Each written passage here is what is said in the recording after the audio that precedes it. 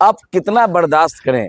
सरकार की नापाक साजिशें, गंदी राजनीति का सरकार जिस तरह से केंद्र सरकार कर रही है, अब हम लोग इसको खामोशी से चुप होकर बैठकर सुनने वाले नहीं हैं।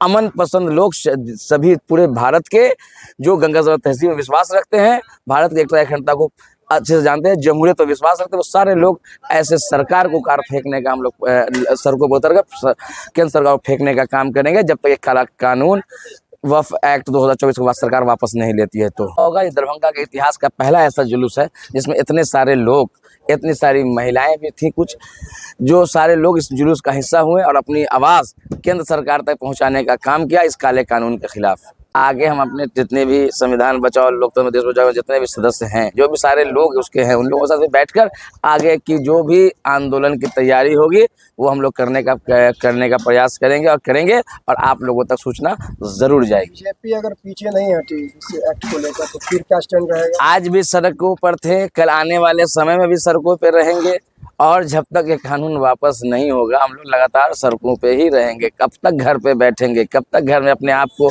अपने शरीयत को, अपने संविधान को कब तक अपने आंखों से उसका कत्ल होते हुए देखेंगे?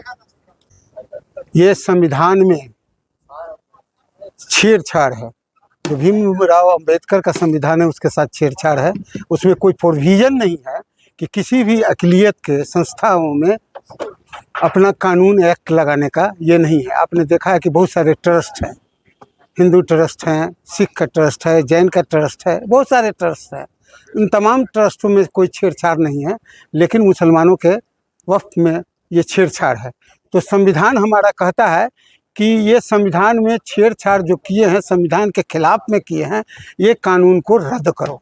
आप देखेंगे कि इसी हिंदुस्तान में आपने देखा है कि कृषि कानून 3 लागू हुए थे, कानून बन गया था पार्लियामेंट से, लेकिन किसानों ने आंदोलन करके, हजारों किसान कुर्बानी दे करके इस सरकार को घुटना टेकने पर मजबूर कर दिए और वो कानून को रद्द कर देना पड़ा। तो इसीलिए हमारी लड़ाई जो है कि देश में संविधान को खंडित करने का, लोकतंत्र को तोड़ने का जो लड़ाई है, उस लड़ाई भाजपा आरएसएस के लोग हैं, उनके खिलाफ में ये हमारी लड़ाई है।